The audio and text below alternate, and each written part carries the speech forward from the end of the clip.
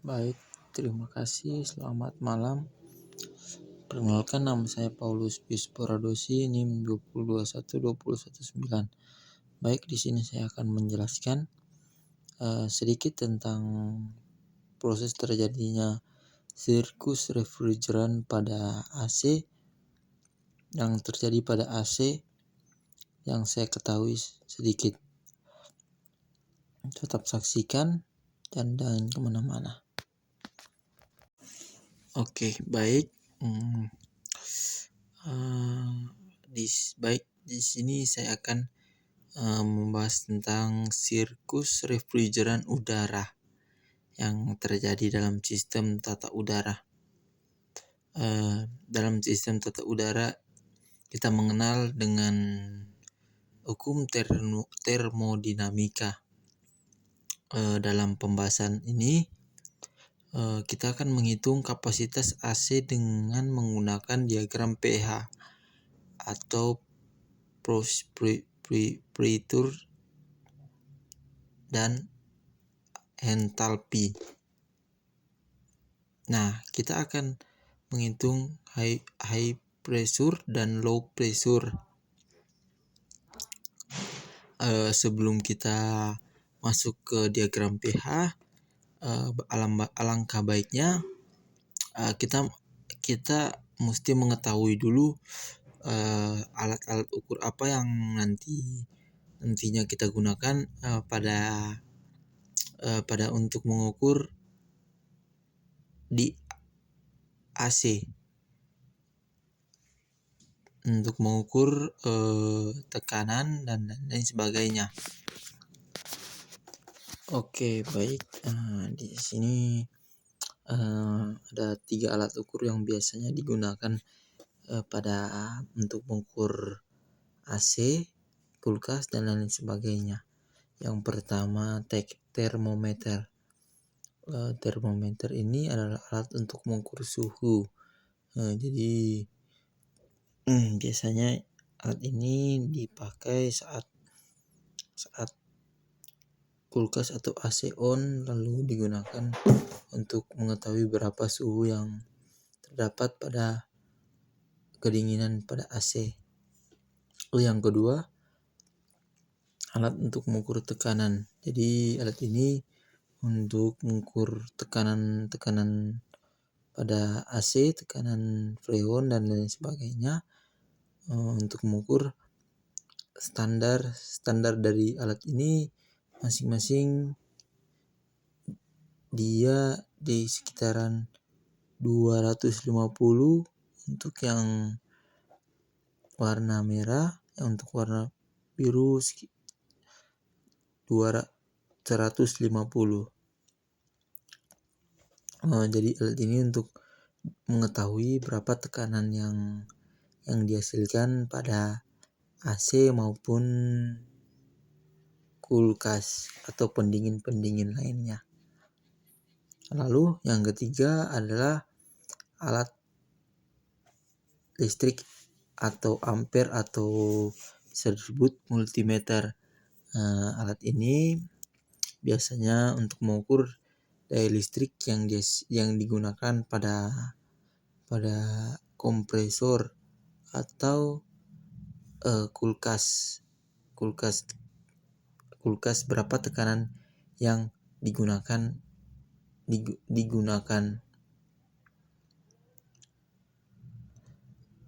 Ketika kita sudah memahami tekanan alat ukur, kita akan masuk ke pembelajaran berikutnya, yaitu sirkus refrigeran. Oke, baik. Ketika kita sudah memahami alat-alat ukur apa saja yang biasanya kita gunakan, kita masuk ke komponen-komponen pada AC. Yang itu yang ke pembelajaran berikutnya yang sirkus daripada refrigeran Dalam siklus ini kita mengenal 4 komponen pada utama yang fungsinya berbeda-beda. Yang pertama katup ekspansi, yang kedua kompresor, dan yang ketiga kondensor, dan yang keempat evaporator. Di mana komponen ini kita akan bahas fungsi bersama dengan titik ukur untuk dilakukan di diagram pH. Baik, di sini saya gambarkan rangkaian AC sederhana. Yang pertama itu adalah kompresor, yang kedua kondensor, yang ketiga katup ekspansi, dan yang keempat evaporator. Kompresor ketika mengkonversi dari daya listrik. Oke, baik.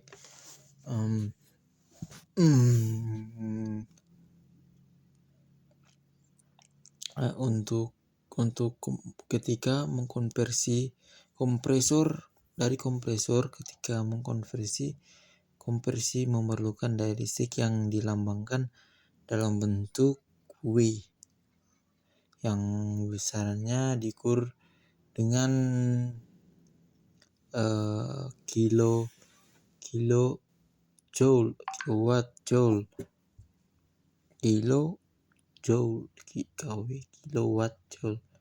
Ketika kompresor mengkonversi gas itu akan menjadi bertekanan tinggi, yang sering disebut HP atau high pressure, dan temperaturnya akan naik dengan sebutan DT atau distemperatur. Dari kompresor yang bertekanan tinggi. Lalu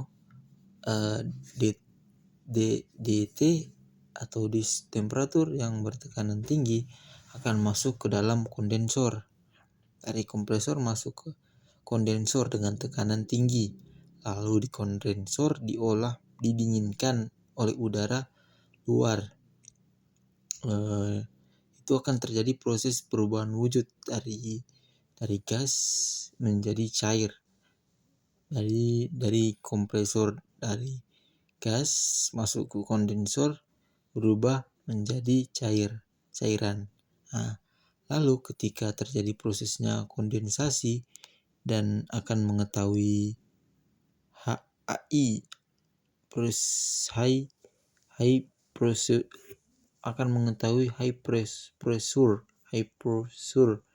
dan refrigeran, kita akan mendapatkan temperatur kondensasi dalam proses kondensasi dan akan menjadi pendinginan.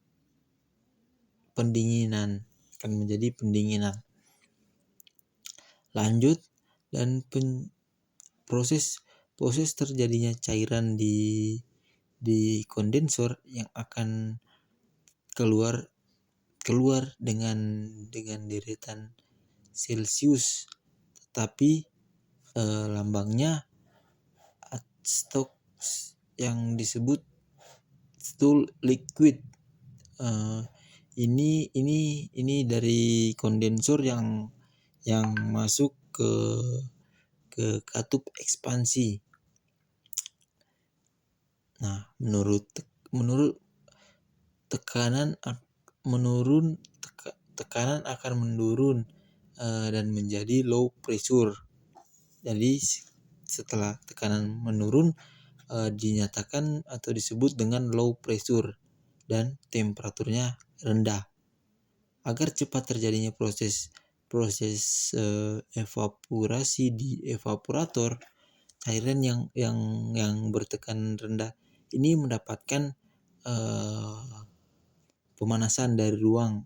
Jadi dipanaskan dari ruang untuk penyerapan ruangan yang akan menjadi wujud cairan.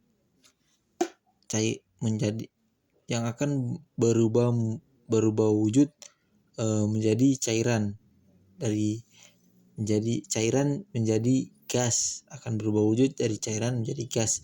Itu adalah wujud evaporasi. Lalu proses evaporasi, kita akan mengetahui temperatur evaporasi dan tekanan low pressure yang berada di refrigeran. Lalu di dalam proses evaporasi ini akan ada pemanasan lagi, dan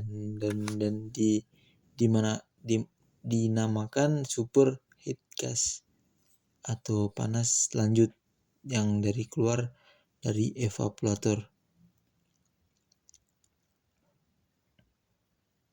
Lalu gas yang bertemperatur rendah atau low pressure dan bertekanan rendah yang masuk ke kompresor dikompresikan lagi, disirkulasi lagi secara terus-menerus selama sistem refrigeran ini berjalan dari titik pengukuran yang low pressure dan high pressure. Semua sekarang mulai berjalan terus-menerus. Nah, setelah diketahui berapa tekanan, langsung saja mencari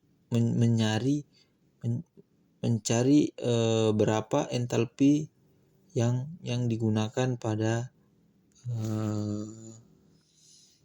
AC ini tersebut. Dan segitu saja penjelasan saya, cukup sekian dan terima kasih.